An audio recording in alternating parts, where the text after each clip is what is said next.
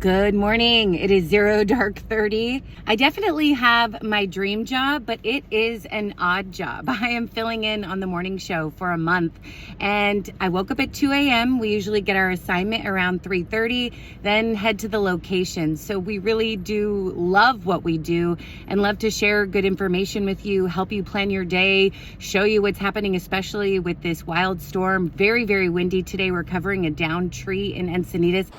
We're at the intersection of Santa Fe and Stratford, and you can see this tree just pulled from the ground, the root system there, and then it very much looks like it was a tree house. So I hope they got some good years out of it, but you can see it came kind of crashing down onto their mailbox, wiped out this American flag.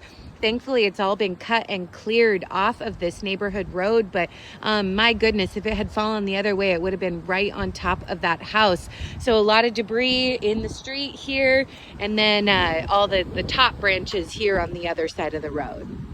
We do have a wind advisory in effect until 8 a.m. We're talking 20 to 30 mile per hour winds with 50 mile per hour gusts, and every once in a while it very much feels like it. So some hopefully helpful tips for you and around your home. Experts say you should really have your trees assessed every 2 to 3 years. Keep them well maintained so that they're not top heavy.